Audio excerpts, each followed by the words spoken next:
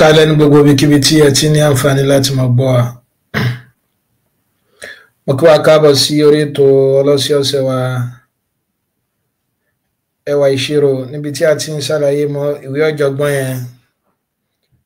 ọ̀jọ̀gbọ́n K. Stroud àti Dexter Booth. Mo dúpẹ́ púpọ̀ ní ọwọ́ àwa tí a darapọ̀ mọ́ alálẹ̀ tèní. Lógo Ọlọ́run bá a mọ̀ bẹ̀rẹ̀ ẹ̀kọ́ náà níbi tá a bá dé ní ọ̀sẹ̀ tó kọjá. Fún àwa tí a bá ń bá wa ká lọ, ẹ rí i pé ní ìkan bí ọ̀sẹ̀ méjì àbí mẹ́ta sẹ́yìn a bẹ̀rẹ̀ partial differentiation, eléyìí tó yẹ pé ẹ̀kọ́ tó kàn nínú ìwé yìí tí ń ṣe ẹ̀kọ́ ẹlẹ́ẹ̀kẹ́ẹ̀dógún. Agbádẹ́hùn pé a máa bẹ̀rẹ̀ ẹ̀kọ́ eléyìí tó kàn tí ń ṣe ẹ̀kọ́ ẹlẹ́ẹ̀kẹ́rìndínlógún lónìí. Ẹ rí i pé a ṣàlàyé fún wa pé lónìí ọ̀jọ̀gbọ́n wọ́n fẹ́ bẹ̀rẹ̀ ẹ̀kọ́ mìíràn, so níbi tí wọ́n fẹ́ mọ̀ ṣàlàyé integration, níbi tí wọ́n ti ń ṣàlàyé integration. Àwọn tá a bá ń pa ká lọ, ẹ rí i pé kì í ṣe ìgbà àkọ́kọ́ tá a bẹ̀rẹ̀ integration rèé o. Nínú àwọn ẹ̀kọ́ bẹ̀rẹ̀ àti bẹ̀rẹ̀ integration bákan náà, ṣùgbọ́n inú ìdí tó yẹ pé ọ̀jọ̀gbọ́n tó tún fi mú integration wá níbí báyìí òun náà ni pé a tún mọ̀ kó àwọn iṣẹ́ kan tó jẹ́ pé àwọn ẹ̀kọ́ tá a kọ́ ń gbà yẹn a mọ̀ rí àwọn function tó ṣe kàbìtì tó yẹ pé gbogbo àwọn ọ̀nà ọlọ́kanòjọ̀kan eléyìí tá a kọ́ ń gbà yẹn ó lè mọ́ rọrùn láti fi ṣe.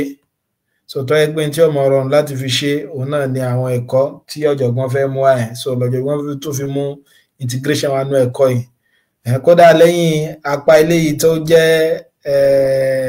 ìrántí, so apá kejì tún wà ní ẹ̀kọ́ ẹlẹ́ẹ̀kẹtàdínlógún tọ́jọ̀gbọ́n tó ti ṣàlàyé integration. So náà àǹfààní mìíràn tó yẹ pọ́jọ̀gbọ́n tó fi mú ẹ̀kọ́ integration wá bíbá yìí òun náà ni pé kí ni o, lẹ́yìn àwọn eléyìí a bọ́ sí iṣẹ́ kan tá à ń pè ní differential equation. So nínú differential equation yìí tá a máa ṣe ń bẹ̀ náà ni pé kí ni ẹ̀rí pé a ti máa ń solve equation lóríṣiríṣi. A ní linear equation, quadratic equation àti báyìí lọ. A lè mọ ní àwọn derivative wa náà lágbọ́nrin equation. Tó bá wà lágbọ́nrin equation derivative, tó bá wà lágbọ́nrin equation là ń pè ní differential equation. A dẹ̀ ti mọ̀ pé tí function kan bá ní àrùn differentiation yà ní pé tó yẹ pé derivative ló ní tí a mọ̀ sí dy dx, táwa fẹ́ gba àrùn yẹn kó lára rẹ̀ tí ó jẹ́ anti-derivative òun náà ní integration náà. So àwọn function tó bá wà lọ́kàn ọ̀jọ̀kan yẹn o, so nínú àwọn ọgbọ́n tó dópin eléyìí tá a mọ̀ kọ́ ní ẹ̀kọ́ yìí àti àwọn eléyìí tí ó mọ̀ tẹ̀lé òun náà láà lè mọ̀ lò láti fi mọ̀ ṣe. Tàbá gbàgbé ẹ rí i pé nínú tí mo fi mọ́ kọ́kọ́ bẹ̀rẹ̀ àlàyé mi òun náà ni pé tí n bá ní function mi f of x, so tí yé bá tàbí ká ṣàfiwé function yìí gẹ́gẹ́ bí fọ́ọ̀nù yìí tẹ́ mú lọ́wọ́ tàbí pen tẹ́yìn mú lọ́wọ́. Gbèsè tí n bá ní ká jẹun fún yín mọ́lẹ̀ ṣe lè ṣe bẹ́ẹ̀, tó àìpẹ́ lè ṣe bẹ́ẹ̀. Jíjẹ mọ́lẹ̀ tẹ́ bá jẹun mọ́lẹ̀ yẹn tàbí láptọ̀pù tẹ́ gbé síwájú tẹ́ fi ń wètò yẹn, jíjẹ mọ́lẹ̀ tẹ́ jẹun mọ́lẹ̀ yẹn tẹ́ ṣe náà ní pé ṣe kí ni o, ẹ ti differentiate. So tí yé tí ẹ bá ṣe ń lẹ ní láptọ̀pù tẹ́ jẹun mọ́lẹ̀ ṣe ń pé ó ti di dandan fún yín tẹ́ bá lè rà mí kẹ́ ṣàtúnṣe rẹ̀. Ọ̀nà tẹ́ gbà máa dá function tẹ́ differentiate àní fún tẹ́ jẹun mọ́lẹ̀ yẹn padà sí ipò tó wà kó tó di pé jẹun mọ́lẹ̀ òun là ń pè ní integration. Òun la fi mọ́ ń pa òwe kan nínú ìṣirò yìí o pé ìwọ tó bá mọ̀ láti integrate mọ̀ differentiate. Ìtumọ̀ náà ni pé tó bá mọ̀ nǹkan tún ṣe mọ̀ bàjẹ́ màdàrú lẹ́lòmíì. So ti yé, so ẹni tí ó bá mọ̀ nǹkan tún ṣe yẹn kẹ́ ẹ̀ mọ̀ bàjẹ́. So tí integration túmọ̀ sí ní kúmọ́ nìyẹn. Gẹ́gẹ́ bí àpèjúwe ní ìsìn tí bá ní f of x 3x raised to power 2 plus 5s plus 7. So ti yé bá pa ní function nílé yìí o tó dà gẹ́gẹ́ bí kíni o, tó dà gẹ́gẹ́ bí fóònù wa ta ni. So tí yé tá bá destroy rẹ̀ tá bá jẹ́ báyìí òun náà ni pé ká differentiate ẹ̀dẹ̀ má gbàgbé òfin tá fi mọ́ differentiate òun náà ni pé kíni o, a máa multiply pọ̀ mọ́ index màá multiply pọ̀ mọ́ index òkè so yóò jẹ́ 2 times 3 6x plus 5 àbí so tó bá jẹ́ pé mo fẹ́ dá function yẹn padà fún yẹn padà sí ipò tó wà kó tó di pé mo bà á jẹ́ òun náà ni pé màá wá integrate function yẹn with respect to x so ti yé bá alẹ́lẹ́ ọmọ jẹ́ kí ni o integral 6x plus 5 with respect to x so ti yé nígbà tá a ti mọ̀ pé ìpadàbọ̀ àbíjà differential ni integration pé ń tá a ti ṣe sẹ́yìn yẹn o bí fóònù tá a ti bàjẹ́ yẹn ká tuntun ṣe padà so ẹ wá gbogbo kí ni àwọn nǹkan kan tá a ti lò fún táàmù aláwọ̀kọ́ ìtọ́sọ́ di 6x ẹ rí pé nínú nǹkan tá a lò fún náà ni pé kí ni o index rẹ̀ a fi multiply coefficient x yìí so ti yé báwọn àwa yọ 1 kó ní index yẹn ajá sí pé a yọ 1 kó ní index yẹn náà pé 1 àtẹ ẹ̀kọ́ yọ ẹ kọ́kọ́ dá padà tẹ̀ pé ọmọ jẹ́ 1 plus 1 mo bó ti yọ báwọn so ṣe ẹ̀kọ́ ti di index ta níbẹ̀ tẹ́lẹ̀ so in ta tún fi á multiply yẹn ẹja divide ẹ̀ pẹ̀lú rẹ̀ padà so that's why tá bá ní integral s raised by n dx la fún máa ń sọ pé kí ni o sn plus 1 divided by n plus 1 pé index yẹn tẹ́lẹ̀ mọ̀ ọ̀rọ̀ wọn àmọ́ so divided by index titun so ti yé báwọn so ajá sí pé lẹ́yìn náà wọ́n jẹ́ kí ni o plus 5x so yà bó sì jẹ́ 5x so torí 5 lélẹ́yìn ṣe é pé mo lè kọ́ x mo lè kọ́ 5 lásán mo lè kọ́ gẹ́gẹ́ bí 5 s raised by 0 tó tí mo ti mọ̀ pé s raised by 0 ṣe é pé 1 ni ó mọ̀ fún wa àbí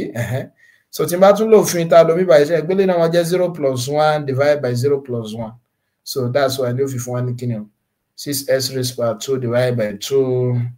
plus 5x tẹ́ bá ṣàkíyèsí ẹ rí pé máa ní 3x square plus 5s kí lẹ ṣàkíyèsí ẹ wò fóònù wa gangan lélẹ́yìí o so tí yé bá ìgbà tá a tún ṣe padà ìgbà tá a bá jẹ́ òun lélẹ́yìí a differentiate ẹ̀ ìgbà tá a tún ṣe padà f of x yìí ẹ rí pé ojú àpò ṣe kíni o kò jojú ara tọ́rọ ẹ kọ́ jẹ́ pé 3x square plus 5s ẹ̀bẹ̀ẹ̀dín kankan kún bíbá yìí plus 7 and that's why náà ni pé báyẹ̀ nìkan tán lápá ń bì kan àbí nǹkan kan kódà tí kí wọ́n gbé fún dókítà torí rẹ̀ pé jùlọ lágbàáyé so apá wọn ò lè dà bó ṣe wà nípìnlẹ̀ mọ́ so ti torí ẹ̀ láfi mọ́ ṣe kíni o láfi mọ́ ro constant of integration mọ́ so ti yé báwọn so àtẹ̀bá ti differentiate àtẹ̀bá ti integrate tán gbọ́dọ̀ mọ́ fi constant of integration nítòótọ́ àmọ́ tó constant yẹn jẹ́ gangan tàbí àwa tiẹ̀ lè mọ̀ tó rà àlà mú function àlà mọ̀ function tá ṣe kíni o tá differentiate tá tún wá integrate láti fi padà sí function yẹn bẹ́ẹ̀ ká gbọ́n kàn fún wa nírun kan báyìí pé integral 3x square plus 5s tá a dẹ̀ ṣì mọ́ bí tó ń bọ̀ tí mo gbà lérò délé bẹ́ẹ̀ so tí wọ́n fún wa ní 3x square plus 5x yìí tá a mọ́ bí tó ń bọ̀ ṣe pé tá a bá ní ká gbélé yìí lọ sí ipò tó wà tẹ́lẹ̀ àní gẹ́ẹ̀tì nǹkan ẹ mọ́ so torí constant yóò ṣe kíni o yóò ti lọ padà torí constant yóò ti lọ padà káwá lọ mọ̀ pípé pẹ̀lú constant tí ò sí mbẹ̀ yìí ọ̀nà pọ̀ tá a lè gbà máa wà o àkọ́nà ṣe pé náà àlàyé tá a ṣe nínú ẹ̀kọ́ bẹ̀rẹ̀ náà ni pé àwọn ilé tó yẹ pé a máa fi constant sí yẹn tó yẹ pé yóò gbọ́dọ̀ mọ̀ wà ń bẹ̀ tẹ́ bá differentiate ẹ̀ tán yóò gbọ́dọ̀ mọ̀ fi sí alóhùn là ń pè ní kíni o indefinite integral so ti yé akáláṣe a lè ní definite integral bákan náà so definite integral náà ni pé tó wáyé pọ́n fẹ́ kẹ́ integrate lágbọ́nrin interval kan gẹ́gẹ́ bí àpèjúwe nísìn so tí wọ́n bá fún mi ní tí mo integrate nísìn so máa ní integral x square plus 5x so bá wọn ní kí ṣe kí ni o ní interval 0 to 1 so mi pé tí n bá ti integrate tán tẹ̀ bá gbàgbé alá ní 3x square plus 5x 0 1 so ti yé mi báwọn so màá kọ wá function yìí pé lákòótán náà pé tí n bá ní f of x dx a to b tó yẹ pé integral mi bá jẹ́ kí ni o f of x so ti yé báwọn so a to b yẹn náà ni pé bí tí n bá ti kọ́kọ́ dx kí n kọ́kọ́ gbé upper limit yìí sí mi báyìí tí n ṣe b then minus f of a ajá sí pélé náà mo jẹ́ kí ni o 3 into 1 square plus 5x minus 3 0 square plus 5 times 0 mo bá gbálà yẹn yékéyéké báyìí so ilé ọmọ fún wa ní kí ni o 3 plus no ilé ó jẹ́ 1 yóò jẹ́ 8 so gbogbo àwọn ilé ó jẹ́ 0 ajá sí pé 8 ni n tó jẹ́ báyìí so ti wá báwọn ṣùgbọ́n lọ́pọ̀lọpọ̀ ọgbà mìíràn kódà kó jẹ́ pé indefinite integral náà la ní a dẹ̀ ti mọ̀ pé tá bá ní definite integral a gbọ́dọ̀ mọ̀ ní constant of integration a tún lè máa ṣe kí ni o so yẹ ìdí tí constant of integration yẹn fi lọ ó dàbí tí mo fẹ́ ṣàlàyé ń bẹ̀ nìyẹn ṣe hàn pé káàpé ńgbà tí mo integrate ẹ̀ tán mo fi plus c sí bíbá ṣe hàn pé eléyìí náà tó eléyìí náà ní plus c eléyìí náà ní plus c ṣe hàn pé tí n bá ti open bracket èyí ó máa da minus c ó padà máa gé c ló fi lọ́ bíbá bẹ́ẹ̀ láì sí yẹn gan náà so tó wáyé pé mo nírun nǹkan báyìí 3s square plus 5s plus c so interget padà yìí òun là ń pè ní kíni o general solution ó ti yé wa so mo lè mọ wá àwọn particular solution ká kí wọ́n fún mi ní àwọn information mi tó ń sọ in tí c jẹ́ àti in tí y náà jẹ́ bákan náà mo lè fi mọ ṣe kíni o mo lè fi mọ wá in tí value c ó jẹ́ o gẹ́gẹ́ bí àpèjúwe nísìn tí wọ́n bá fún wa ní function yẹn wọ́n á ní lẹ́yìn rẹ̀ pé if c is equal to 5 so tí yé bá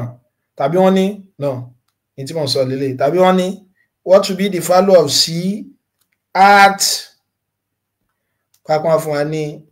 2,3 báyìí ṣe ìpínlẹ̀ ìtumọ̀ sí pé s mi jẹ́ 2 y mi jẹ́ 3 àbí so ìgbà tí s mi jẹ́ 2 tí y jẹ́ 3 mo dẹ̀ tí mo kẹ́ for first mi báyìí ṣe ìpínlẹ̀ òun ní y àbí ajá sí pé ọmọ jẹ́ 3 is equal to 3 into 2 squared plus 5 times 2 plus c so tí yé bá ń sọ ilé ọmọ jẹ́ 3 is equal to 4 12 plus 10 plus c so c mi ọmọ jẹ́ 3 minus kínú 22 ilé tó ń ṣe minus c minus 18 àbí minus 19 minus 19 ajá sí pé ìyẹn tán fún wa ní value s àti y yín sìn òun ló sọ into constant yẹn ó jẹ́ fún mi so ilé yẹn là ń pè ní kíni o particular solution so ibẹ̀ yẹn kọ́ là ń lọ so ẹ̀rí gba ti rí bí differentiation bó ṣe jẹ́ ìpadàbọ̀ àbíjà bí integration bó ṣe jẹ́ ìpadàbọ̀ àbíjà differentiation so náà tí a tún ṣàlàyé nígbà yẹn náà ni pé kíni ẹ̀rí pa láwọn standard integrals kọ̀ọ̀kan ta ní ká há sórí so tí akáláṣe àṣàlàyé bí a ṣe rí àwọn standard integral yẹn gbà yẹn bẹ́ẹ̀ àbùkátà látúnṣe ìpadà sẹ́yìn mọ́ àwọn tí a bá ṣe ń tẹ̀lé a lè lọ sáwọn fẹ́ràn aláwọ̀kọ́ta ọkọ̀ ṣe lérí rẹ̀ òun náà ni pé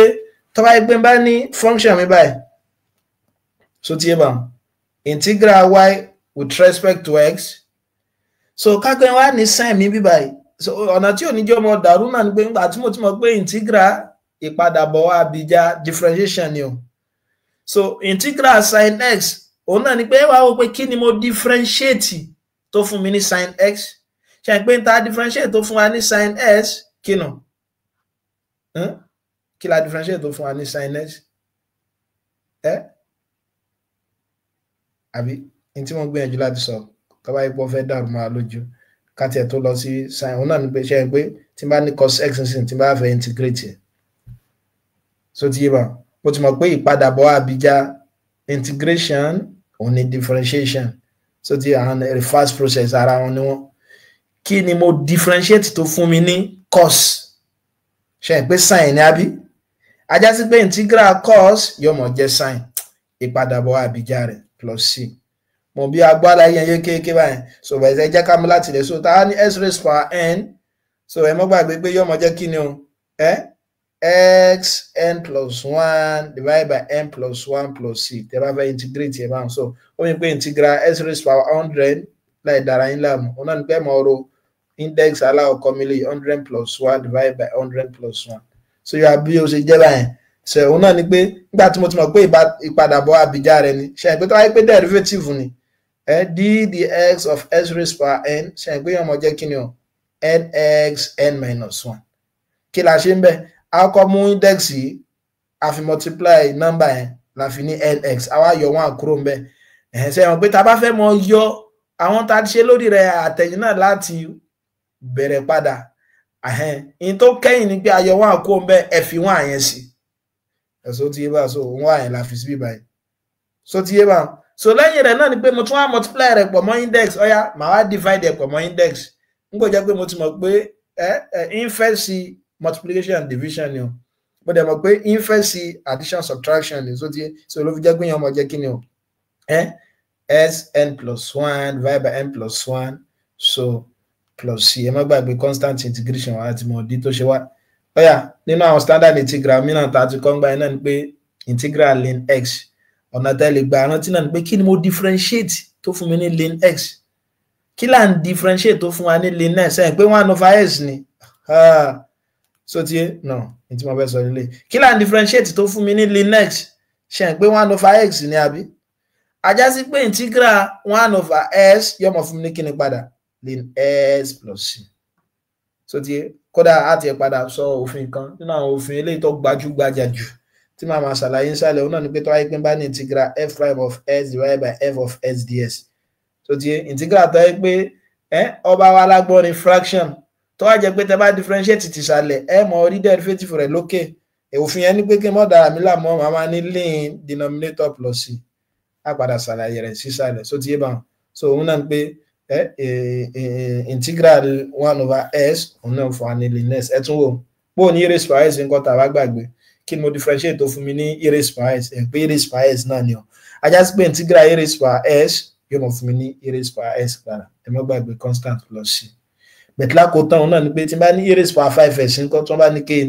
integrate yẹ ṣe pé gbà tá à ń differentiate e raised by 5s ẹ̀ bá gbàgbé a ní derivative e raised by 5s derivative e raised by nǹkan kan a ní ọmọ jẹ́ e raised power nǹkan yẹn multiply by derivative nǹkan yẹn derivative e raised power kìíní kan yóò máa jẹ́ e raised power kìíní yẹn multiply by derivative kìíní yẹn ṣe pé derivative 5s mi báyìí yóò fún wa ní 5 àbí so la fi mọ̀ pé lè fún wa ní kíni 5 e raised power 5x àbí so bẹ́ẹ̀ tó bá yẹ pé differential nǹkan tẹ́ bá lè gbọ́yé ní ìpadàbọ̀ sí àbíjá rẹ̀ ayé sí pé tí n bá multiply constant kìíní yẹn papọ̀ mọ́ function tán fún mi tí ń ṣe e yẹn ní differential kí màá máa ṣe fún integration màá máa divide ẹ jẹ́ ká dì mọ́ ọ ajá sí pé lákòótán tí bá ní e raised power as integral e raised power as yóò mọ̀ fún mi ní kíni o 1/a e raised power as plus c ayé pé tí wọ́n bá ní kí integrate e raised power 1000x kí ni màá máa ní o yóò mọ̀ jẹ́ kíni o 1/1000 e raised power 1000x ẹ dákun ẹ jẹ́ ká gbọ́ yé tó tá bá padà wá gbá mi gbogbo àwọn kíni ẹ̀ náà láàmú lò a ti ṣàlàyé bọ́n ṣe jẹ́ bẹ́ẹ̀ sẹ́yìn so àbùkátà láti ṣe padà sí ẹ̀yìn mọ́ mo bóyá wá báwọn ọ̀yà kí leléyìí náà jẹ́ o tí bá ní cos x kí ni integral cos x ó jẹ́ kí ni mo ń differentiate tó fún mi ní cos x kí la differentiate tó fún wa ní cos x sin x so tí yé báwọn ajá sí pé integral cos s yóò mọ̀ jẹ́ sin s plus c ẹ mọ́jọ́ ó dàrú sẹ́yìn pé fún derivative sin òun ni cos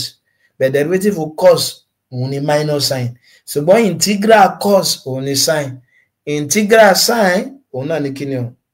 òun náà ni minus cos x plus c ọ̀yà tábà mú yẹn náà lákòótán kan so ó mi pé tí n bá ní cos ax kí ni integral cos as ó mọ̀ jẹ́ ẹ má gbàgbé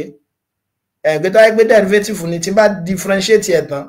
màá máa multiply rẹ̀ pọ̀ mọ́ derivative tinú yìí bẹ́ẹ̀ fún integral yóò mọ̀ jẹ́ kíni o sin as divided by integral to be by divided by a so tí yé bá plus c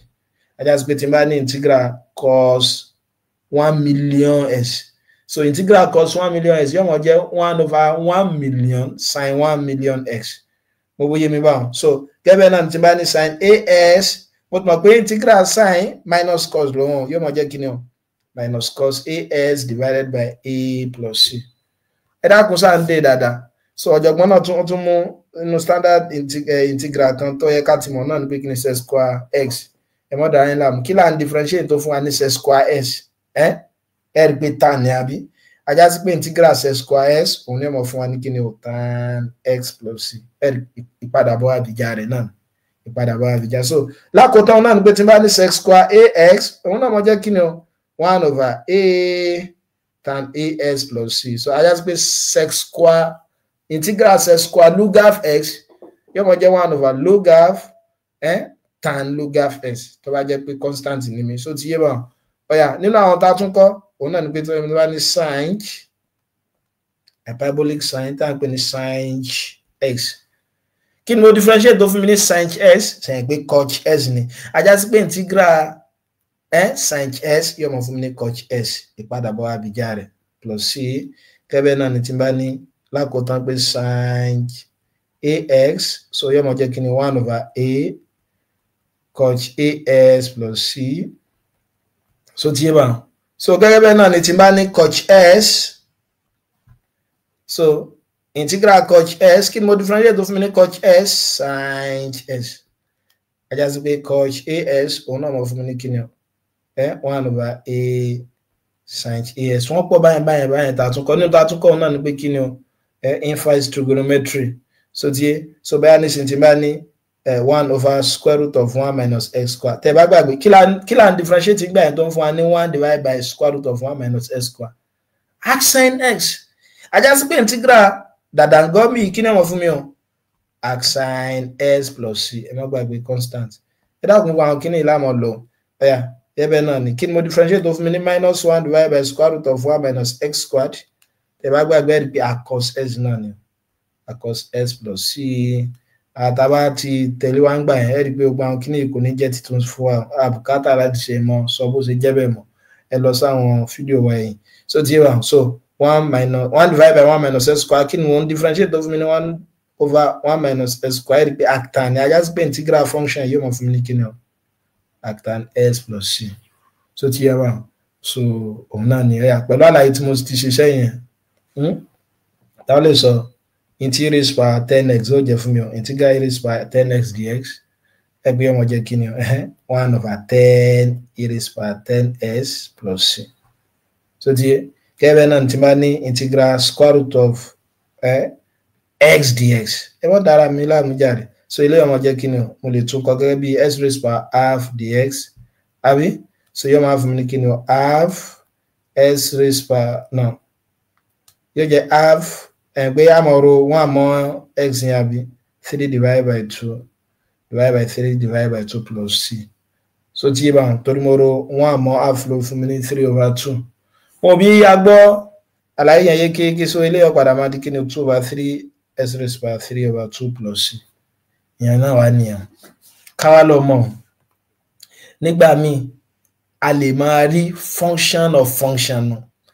Ṣé ń pé nígbà tá a fi ṣe differential náà aláǹpẹ̀ kankan ní function of function lápá ẹ̀rẹ̀ function of function làwọn ilé tí mo ṣàlàyé lẹ́ẹ̀kan yẹn bí tí n bá ní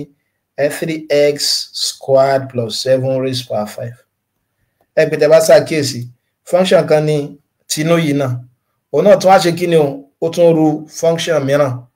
So tí bá ń sọ la fi ń pè ní function of function. So bó ní tó bá wá lágbọ́n ní integral náà ńkọ́ mo dẹ̀ mọ̀ pé tí n bá fẹ́ differentiate function of function yẹn òun náà ní pé kí ni o mo mọ̀ pé derivative s raised by nǹkan kan ṣe pé ọmọ jẹ́ s raised by nǹkan yẹn àbí nǹkan yẹn multiply by x everything raised by index yẹn minus 1. So that's why mo ní tá bá fẹ́ differentiate irú function of function gbà yẹn náà ní pé kí ni o máa kọ́ differentiate eléyìí máa rí gẹ́gẹ́ bíi pé x ló wà ń bẹ. So tí bá ń sẹ́wọ̀n pé ọmọ jẹ́ 5 3x squared plus 7 then raised to power 4 torí pé màá yọ 1 kún báyìí ló fún mi raised to power 4 multiply by kí ni wàá ṣẹ́kùn bí báyìí tí bá differentiate eléyìí náà tí ẹ differentiate sínú náà yóò jẹ́ 6x mo bó ti mi báwọn. So gẹ́gẹ́ náà ọgbọ́n tó dópin yẹn náà lẹ́ẹ̀mọ́ lò fún integral akálà sì máa ṣàlàyé bó ṣe jẹ́ bẹ́ẹ̀. So wọn náà ní pé sẹ́yìn pé tẹ́lẹ̀ nísìn mo ti mọ̀ pé integral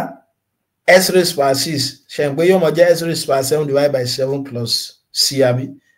Bẹ̀bú ní tó bá yẹ pé wọ́n in tó fún mi ní pé integral 5x minus 4 everything raised by 6 dx. Ẹ má gbàgbé dx o pé lágbọ́n ní x la fẹ́ integrate yẹn. So tí ebó láti mọ̀ ṣe òun là ń pè ní function of linear function of x. Ẹ pé fún function function náà tẹ́lẹ̀ ní tá a máa ń lò ní chain rule tẹ́ bá gbàgbé ní tá a máa ń ṣe bí chain rule náà ni pé màá kọ́ mú kíni o màá mú u rẹ̀ màá fi ṣe function yẹn. So tí ebá wọn màá wá differentiate yẹn ní tí mo ń gbìyànjú láti sọ sẹ́yìn pé tẹ́ wáyé pé function of function ẹ̀ bá mú u àbí. So tí ebá wọn màá differentiate u with respect to x. So màá sọ in tí function mi yẹn tó ṣe kí ni o tó jẹ́ padà màá lo chain rule mi ẹ má gbàgbé chain rule dy du dx àbí. So gẹ́gẹ́ náà ni irú eléyìí náà. So ọgbọ́n tó dópin tẹ́lẹ̀ ló ń bẹ̀ náà ni pé u ẹ fi kọ́kọ́ fi u ṣe eléyìí nìsín nítorí nǹkan kan mo ní eléyìí tẹ́ mọ́ fi ṣe u ni pé èyí tó yẹ pé òun lè dá dúró fúnra lára rẹ̀. So tí ẹ bá wọn ṣe ń pé 6 òkè yìí kò lè dá dúró fúnra lára rẹ̀ àfi kí ni o kí nǹkan kan ó rù so tí yé bá so àbí ṣé mo lè sọ pé nǹkan kan wà báyìí òfurufú raised to power 6 irọ́ lásán nìyẹn so gẹ́gẹ́ bẹ́ẹ̀ náà ni tí bá ní sin 5x ẹ̀ pé mo nínú ọgbọ́n tẹ́ fi mọ ọmọ èyí tẹ́ mọ mú nìyẹn so èwo ni màá máa fi ṣe u bí báyìí 5x ẹ̀tọ́ lóhun lè dádó fúnra rẹ̀ ṣùgbọ́n ṣé sin lè dádó fúnra rẹ̀ ṣe pé tí bá pa 5x rẹ̀ tí ó kù náà ni pé sin ẹ ti gbẹ̀ṣẹ̀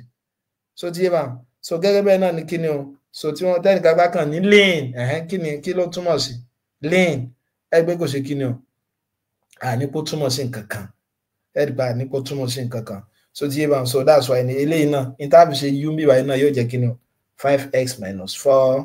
so tí màá wá kí ni o du ds ẹ̀ pé du ds mi ọmọ fún mi ní 5 àbí so tí ẹ̀wọ̀n pé à tún lo differential and integration so tí yé bá so ẹ wá padà sí function tó fún wa máa wá ní integral ṣe pé mo ti fẹ́ lè ṣe units mo ti fẹ́ lè ṣe ní units ẹ mọ̀ jẹ́ u raised power s dx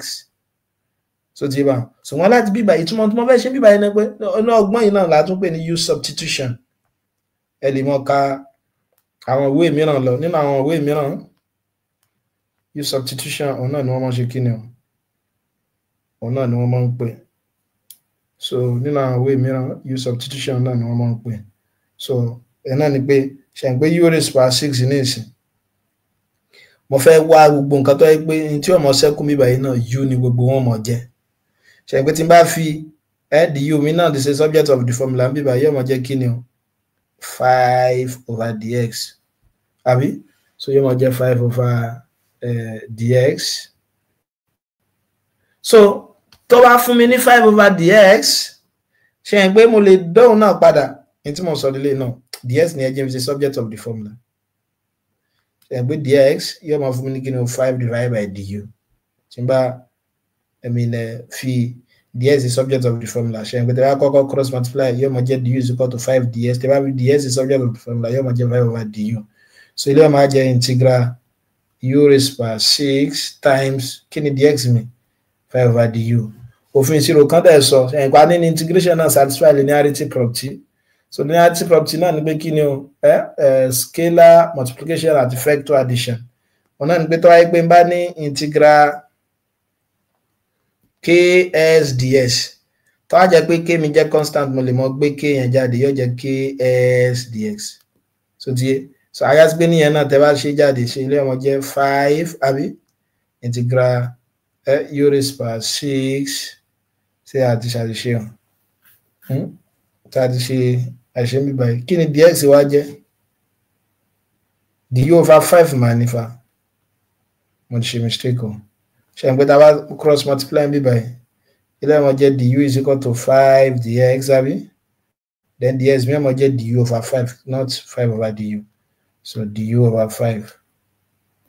àbí ayás pé tí ń gbé jáde mi báyìí 1 over 5 ni du so tí wà ọ̀yà ẹ jẹ́ integrate eléyìí with respect to u ṣe ń pé ọmọ jẹ́ 1 over 5 u raised power 6 plus 1 tí ń ṣe 7 àbí u raised power 7 divided by 7 plus c yóò máa jẹ́ 1 over 35 u raised power 7 plus c ẹ̀dẹ̀ má gbàgbé pé kí ni yóò mi hàn 5s minus 4 yóò máa jẹ́ 1 over 35 5s minus 4 raised power 7 plus c so ti yé sáǹdé o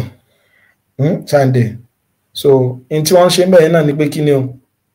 tí bá ní function of function kí n má wulẹ̀ dára mi láàmú ẹ mọ̀ pé tí mo ní tẹ́lẹ̀ ní 5s minus 4 raised power 6 dx in tí ń ṣe náà ni pé ń kọ́kọ́ integrate ẹ̀ mo ti mọ̀ pé integral kíní kan raised power 6 ẹ̀ pé ọmọ jẹ́ kíní yẹn raised power 6 plus 1 divided by 6 plus 1 máa ní times 1 over derivative kíní yẹn ṣe pé derivative ẹ̀ ó yẹ mọ̀ jẹ́ 5 àbí so láfi ní kíní o 5s minus 4 raised power 7 divided by 7 times 5 ẹ̀ mọ̀ jẹ́ 1 over 35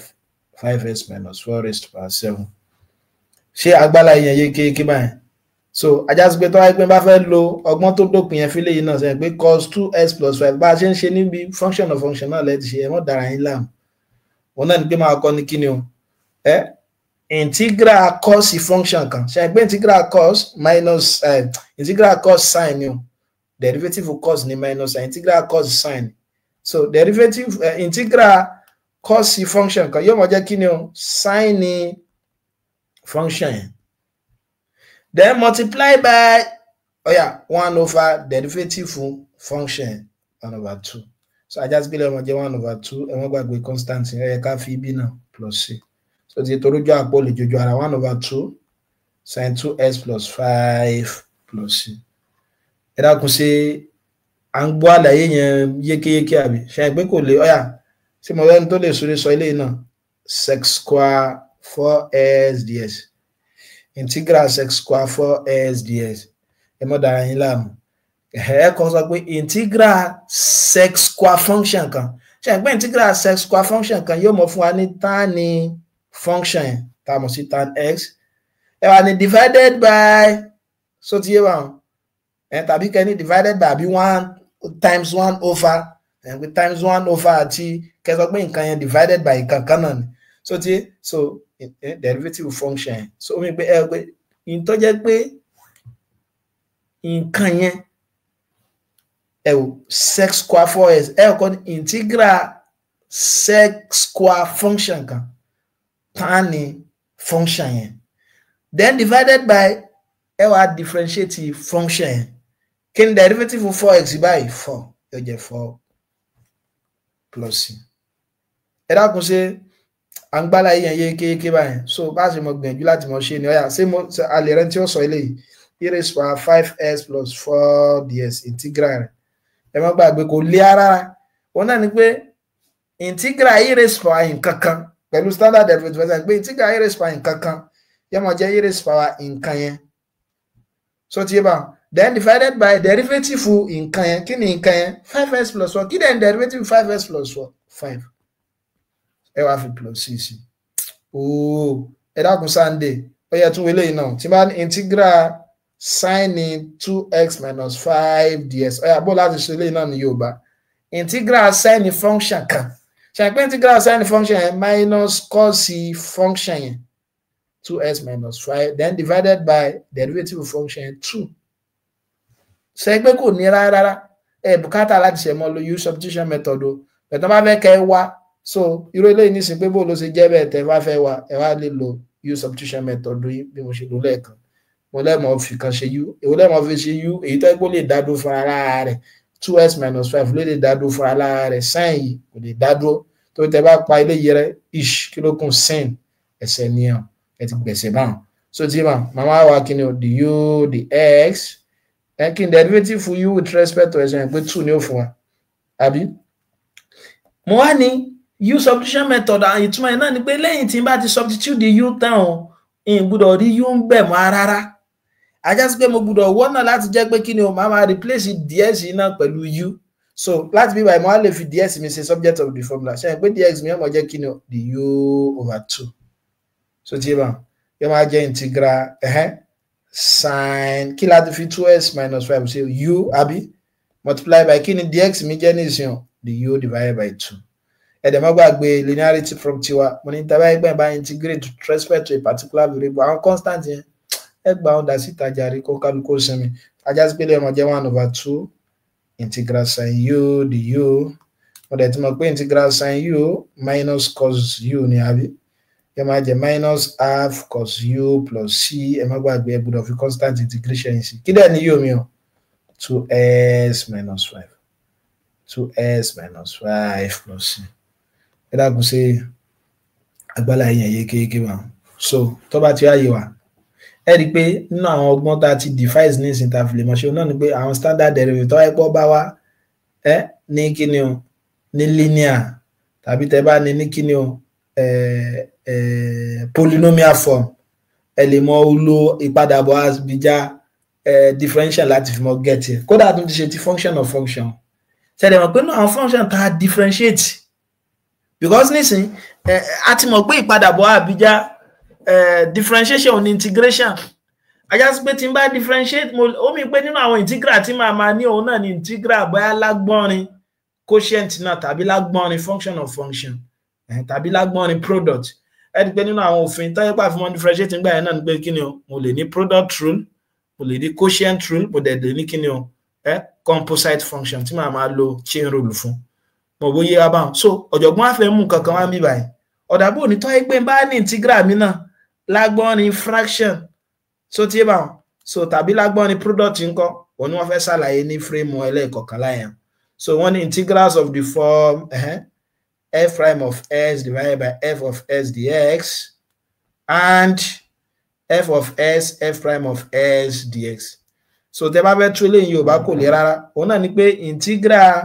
ẹgbẹ́ tí wọ́n bá ní kẹ́ tú kan Yorùbá kéka ní pé kàn máa sọ pé f of s kí ní kan padà ìtumọ̀ rẹ̀ náà ní kúkúrú ní Yorùbá náà ni pé kí ni o integral kan tó yẹ pé fraction ló wà tó wá jẹ́ pé tí n bá differentiate in tó wà ní denominator tó ń fún mi ní in tó wà ní numerator padà ìtumọ̀ in tó ọ̀jọ̀gbọ́n gbà lérò nìyẹn so tàbí tó yẹ pé bá ní integral kan náà bákan náà tó jẹ́ pé derivative function kan ìmọ̀ bá lẹ́gbẹ̀ẹ́ rẹ̀ ẹ wà láyé ìtumọ̀ iná rẹ̀ pé tí bá ní 2s plus 3 divided by x squared plus 3s minus 5 dx ẹ ṣàkíyèsí ẹ rí pé fraction ni function yìí bẹ́ẹ̀ ni ẹ rí pé tí máa differentiate ìtìsàlẹ̀ kí ni derivative x squared plus 3s minus 5 ṣe pé yóò máa jẹ́ 2s plus 3 ṣe pé mo ti ń rí derivative rẹ̀ lókè nítọ́jọ̀gbọ́n gbà lérò pẹ̀lú kí ni o integral f prime of s nígbà pé mo ti mọ̀ pé f prime derivative ni o f of s ds so ti yé ìtọ́jọ̀gbọ́n fẹ́ mú wánú òfin eléyìí náà ni pé kí ni o tó wáyé pé mo bá ní derivative mi ní agbọ́n ní fraction tí ẹ wá sáwọn tí mo lè lo standard integral fún ṣe mọ̀ pé àti mọ́ nínú àwọn tá a lè lo standard integral fún ní gbogbo àwọn tí mo ti kọ́ lẹ́ẹ̀kan bóyá tí n bá ní sin mọ̀ pé integral sin ní minus cos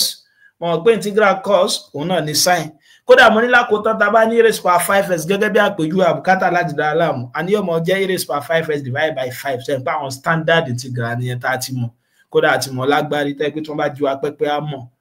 bẹ́ẹ̀ nísìnyí tẹ́ bá wo 2s plus 3 divided by s squared plus 3s minus 5 kò sínú àwọn standard integral wa fa tó ti yé bá wọn so ìtọ́jọ̀gbọ́n sọ bẹ́ẹ̀ náà ni pé tó wáyé pa láti nírú integral yìí kí mọ́ dára mi láàmú rárá in tí ọmọ jẹ́ ìsì ánsà mi náà ni pé kí ni o lè numerator denominator plus c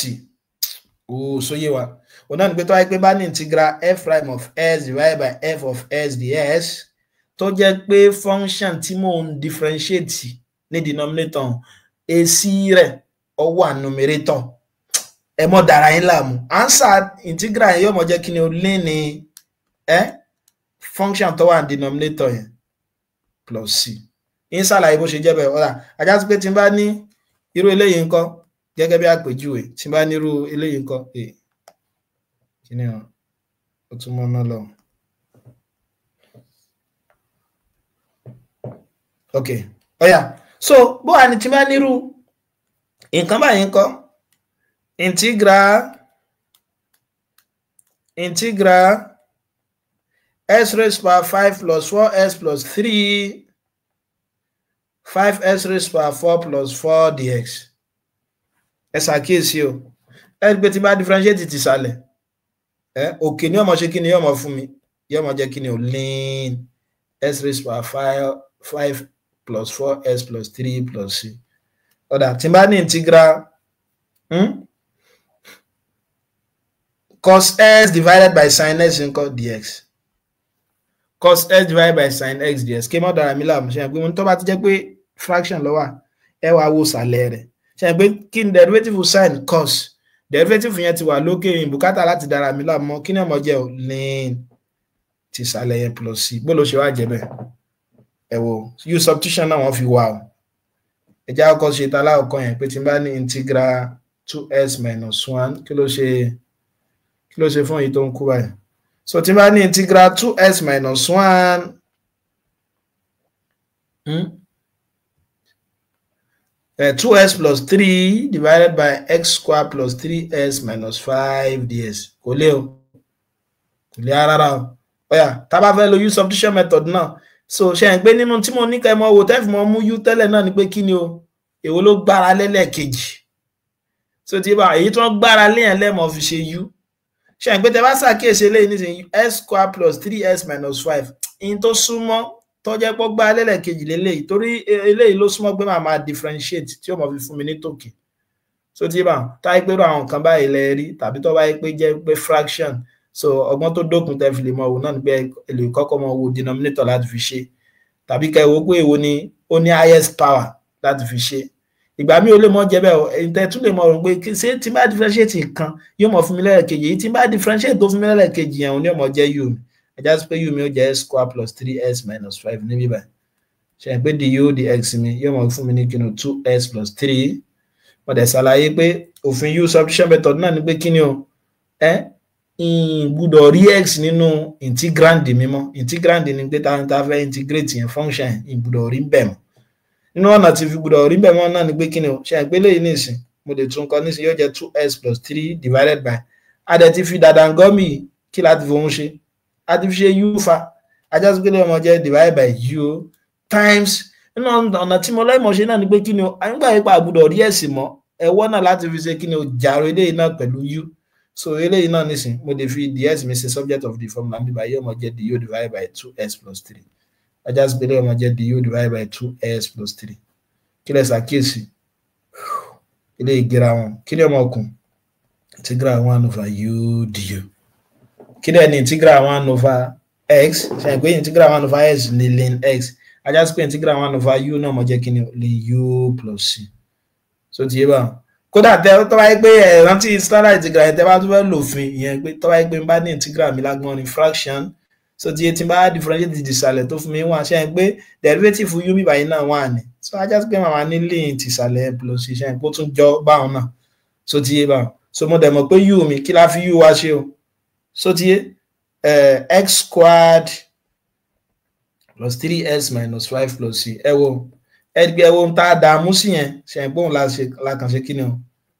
la gẹ́ẹ̀tì ní ìlà kan níbí báyìí wọn bí a gbọ́ òfin yẹn yìí ṣe ń tún òfin yẹn sọ lẹ́ẹ̀kan sí òfin yẹn náà ni pé táyé pé n bá ní integral mi lágbọ́n ní fraction so ti tọ́wá pé n bá ti lo àwọn standard derivative standard integral mi táyé pé kò ṣe kí ni o kò jọ kò ṣeé ṣe màá kọ́kọ́ differentiate màá wò pé ṣé tí n bá differentiate tìsàlẹ̀ yóò mọ̀ fún mi ní tòkè tó bá ti ń fún mi tí tìsàlẹ̀ bá ti fún mi ní tòkè ajá sí pé sí answer mi kí n mọ́ dára mi láàmú yóò mọ̀ jẹ́ ní tìsàlẹ̀ yẹn f of s plus c láì dára láàmú láì tiẹ̀ tí ì ṣe rárá ta lè sọ nílé yóò jẹ fún mi ẹ lè gbé sí yín sábà láì rí wíṣí 3 integral 3s squared divided by s cube minus 4 ds ẹ kọ́ wò pé ṣé kíní ṣé function yẹn sọ wà ní inú standard integral kò sí so ti ma ṣùgbọ́n gbọ́n ní fraction lọ́wọ́ ibi tọ́kàn yẹn kọ́kọ́ lọ ni pé ṣé kí n differentiate tìsàlẹ̀ tí n bá differentiate tìsàlẹ̀ ṣe pé yóò mọ̀ fún mi ní 3s square ó wà lókè adúpẹ́ fọlọ́run so tó wáyé pé tẹ bá ti differentiate tìsàlẹ̀ tó ń fún yín tókè yẹn o àwọn aníkíni ò lè tìsàlẹ̀ s cube minus 4 plus c mo bóyé mi báwọn ọ̀yà ta ló tún lè sọ eléyìí fún mi láì tiẹ̀ tí dára láàmú so ti ma s cube minus 4 dx ọ̀yà òun náà mo jẹ́ kí ni o ẹgbẹ́ mo ti ń lágbọ́n ní fraction tí ti bá differentiate tìsàlẹ̀ ṣe àgbé derivative tìsàlẹ̀ ẹ ṣàkíyèsí o kò lè fún mi ní tòkè o ṣùgbọ́n fẹ́ fún mi tán ṣe àgbé derivative tìsàlẹ̀ ń bíbá yóò mọ̀ fún mi ní 3s square ṣùgbọ́n máa wọ́n náà tó ẹgbẹ́ mo fi lè jàrọ̀ tòkè yẹn náà tí ó fi mọ̀ fún mi ní 3s square kó fi lè bá òfin mi yẹn mu so ajá sí pé mo lè sọ pé kí ni o 2 times 3x squared torí 2 times 3 yóò mọ̀ fún mi ní 6 padà so ti yé báwọn s cube minus 4 ds tí máa lo linearity property mi tí mo gbé constant jáde ṣẹ̀gbé máa wà nírò nǹkan báyìí padà s cube minus 4 ajá sí pé lè ti bófin yẹn yóò mọ̀ jẹ́ 2 ln tó ti bá differentiate tìsàlẹ̀ báyìí nìsín ìmọ̀ orí tókè ln tìsàlẹ̀ yẹn plus c so ẹ mọ́ gbàgbé ní tí mo ní wọ́n fi wá òfin yẹn náà ní pé kí ni u substitution òun náà láti ṣàlàyé lẹ́ẹ̀kan ọ̀yà tá ló wá lè sọ tẹ́lẹ̀ inú òtún jẹ́ integral cot s dx integral cot s ẹ mọ́ gbàgbé pé cot ẹ lè kọ́ òun lágbọ́n ní ratio cos àti sin integral cos s divided by sin x dx so ẹgbẹ́ kò sí standard integral ṣùgbọ́n tí bá differentiate tìsàlẹ̀ ní ìsìn yóò mọ̀ fún mi tókè derivative of sin cos ni yóò mọ̀ jẹ́ ln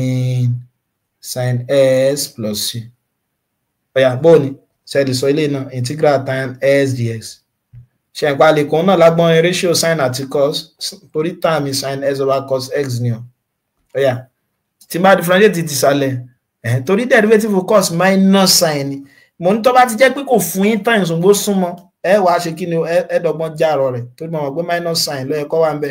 ṣùgbọ́n láti lè rí tó wà níbẹ̀ padà minus náà mo lè gbé jáde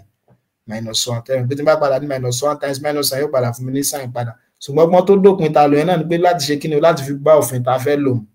so ti ajá sí pé lè ọmọ jẹ -1 times tí bá differentiate ṣàṣàn pé yọmọ fún mi tó kí ó ti bófin yẹn mu yọmọ jẹ ln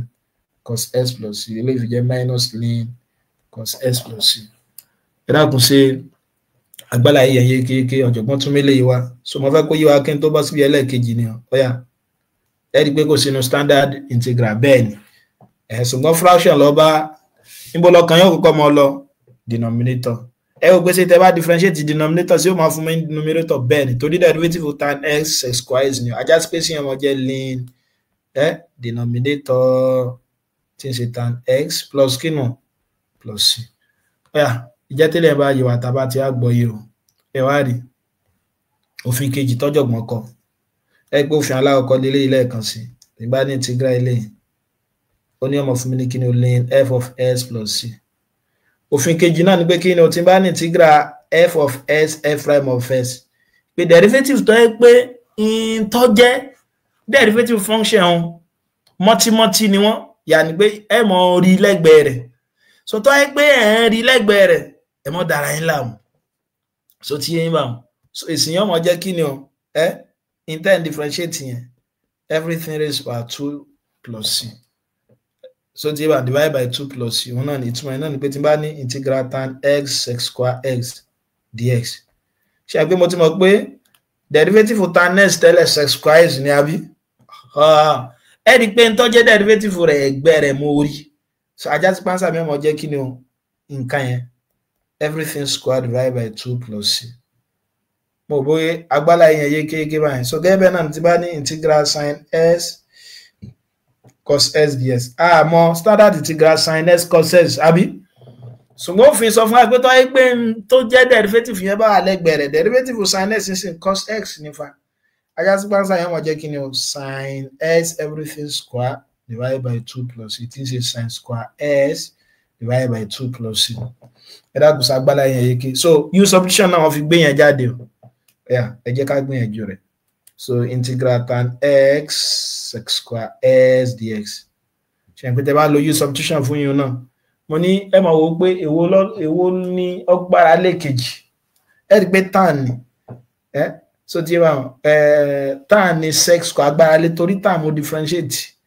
tí ó fi fún mi ní sec square náà nà àkọ́kọ́ tó mo ní ẹ mọ̀ wò ní ọ̀nà kejì ni pé èwo lá differentiate tí ó fún wa lẹ́ẹ̀kejì èyí tó ayé pé tẹ́ bá differentiate tí ó fún yín lẹ́ẹ̀kejì yẹn lẹ́ẹ̀mọ́ fi ṣe u ajá sí pé u mi bá yóò jẹ tan x àbí so the u dx mi ọmọ jẹ́ kí ni o sec square x so tí bá padà síbẹ̀ ṣe pé ìmúláǹfààní u substitution method náà ni pé kí ni o ẹ gbé s kún bẹ́ẹ̀ pátápátá kẹjà àrọ rẹ̀ pẹ̀lú u ajá sí pé ọmọ jẹ́ u times sec square s ọ̀yà multiply by kí ni ds mi yín sì mo lè fi ds is subject of the formula mi by ds yóò máa jẹ́ du over sec square s ajá sí pé lè náà máa jẹ́ du over sec square x ẹ pé sec square s ó gẹ̀rẹ̀ àwọn àbí kí ló kún lẹ̀ integral u du yóò máa jẹ́ u square divided by 2 plus c ẹ lè má gbàgbé pé kí ni u mi o tan x yóò máa jẹ́ kí ni o tan s everything square divided by 2 plus c tí ń ṣe kí ni o tan square s divided by 2 plus c ẹ̀rí ẹ̀rùn tá agbára gbóná sí ẹ̀rí pé ìlà kan láti kí ni láti mọ̀ níbí báyìí torí òfin eléyìí tí a ti mọ̀ yẹn ọ̀yà kí ni eléyìí ọ̀yà jẹba pẹ̀lú òfin yẹn kí ni integral ln s over s ds ọmọ jẹ́ ln s over s ds kò lè rárá ṣe pé mo lè tiẹ̀ tún eléyìí kọ́ gẹ́gẹ́ bí kí ni ln s times 1 over s kankan náà kò sí àwọn gbàdàngọ́mì inú standard integral bẹ́ẹ̀ mo mọ̀ pé tí n bá differentiate ln s yóò mọ̀ fún mi ní kí ni 1 over x òfin yẹn náà bá mu ẹ̀dẹ̀ má gbàgbé òfin pé tí ni o tó wáyé pé in tí mò ń differentiate mò ń bá ń rí mọ́tímọ́tí lẹ́gbẹ̀ẹ́ rẹ̀ ln s nísìn derivative rẹ̀ 1 over s ní ẹ̀rí pé tí wà lẹ́gbẹ̀ẹ́ rẹ̀ kí mọ́dà amílà yóò mọ̀ jẹ́ ln s squared divided by 2 plus ẹ̀dá àkùsà gbá àlàyé yẹn kéèké báyìí ọ̀yà bóò ní tí bá ní arc sin x divided by square root of 1 minus x squared ds òun náà ò lè o torí mo lè tún lè kọ́ gẹ́gẹ́ bí kí ni arc sin x times 1 over square root of 1 minus x squared dx. Tẹ́ bá ṣàkíyèsí tí n bá differentiate arcsine x kí ni ó mọ̀ fún mi eléyìí ó dẹ̀ bó fi yẹn wọ́n ajá sí pé yóò mọ̀ jẹ́ kí ni o arcsine x everything squared divided by 2 plus c divided by 2 plus c. Ẹ dákun sí agbára yẹn yékéyéké máa so ọ̀nà nìyẹn ó yá sá lè ṣe lè kí ni eléyìí ó fún wa gbọ́n tí bá ní integral arcsine s cosh s dx kó lé o ṣe lè sọ ẹ pé tí bá differentiate sin s máa ní cosh s ajá sí pé integral rẹ̀ yóò máa jẹ́ kí ni o sin s everything squared divided by 2 plus c. Òfin yẹn dákun sí ẹ gbàgbé òfin ilé wọn náà ni pé tí bá ti ní kí ni o tí bá ní function kan tó á jẹ́ pé derivative rẹ̀ ìgbẹ́ rẹ̀ náà ló wà ẹ mọ́ dára mi láàmú jàre ẹ mọ́ jẹ́ f of s everything squared over 2 plus c. So ti ẹ sẹ́ẹ̀lì a lè ṣe bí wọ́n ṣe get ilé ṣe ń pín tí ọmọ jẹ́ náà ni pé kí ni o sin s cosh s ds so u mi kápẹ́ ń fi ṣe sin s àbí ṣe ń pé du ds mi ọmọ jẹ́ kí ni o cosh x nígbà yẹn pàǹfààní u substitution náà ni pé a fẹ́ rí x níbẹ̀ mọ́ a fẹ́ rọ́pò rẹ̀ pọ̀ mọ́ u o lè fi ds mi ṣe subject of the formula yóò mọ̀ jẹ́ du over cosh x àbí tí bá padà wá bíbá ìmáa máa ní kí ni o sin s times cosh s multiply by du divided by cosh s ilé àti ilé yóò gẹ̀rà wọn kí ni wọn kún bẹ̀ integral sin s du and integral sin s and pé cosh s náà so tí wọn so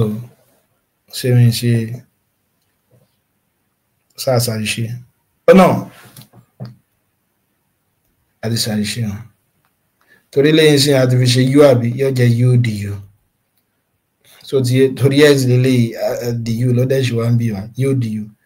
yóò máa jẹ́ u square over 2 plus c tí bá integrate u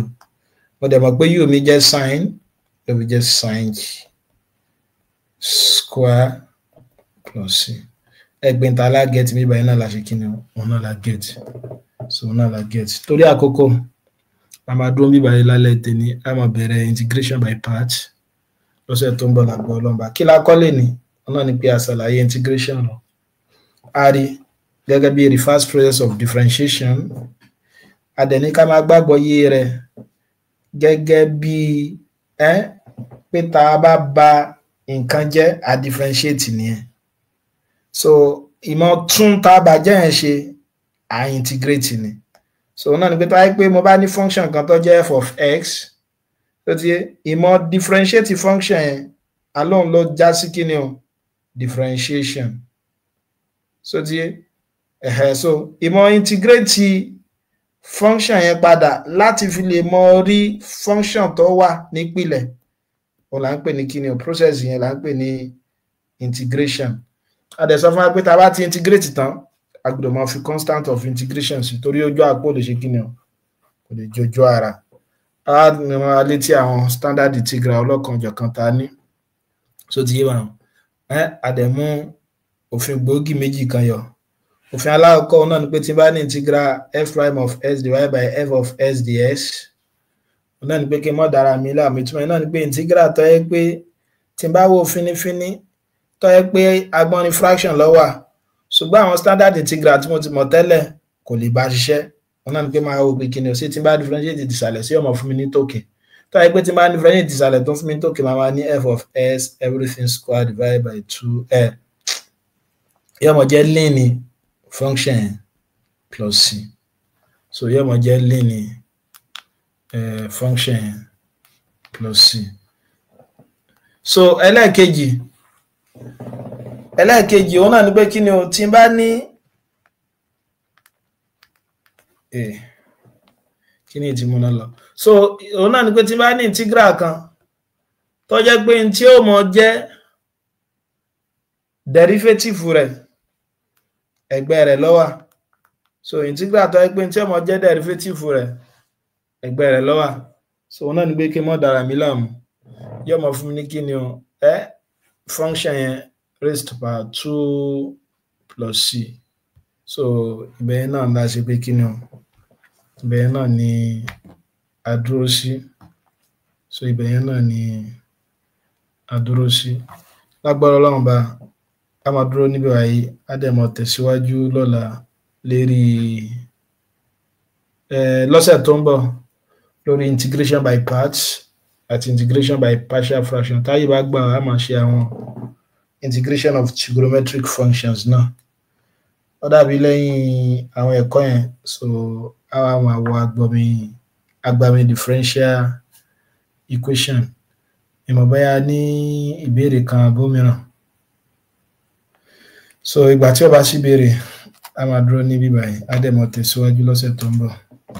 ẹ ṣé púpọ̀ tí ẹ darapọ̀ mọ́ wa ó dàárọ̀.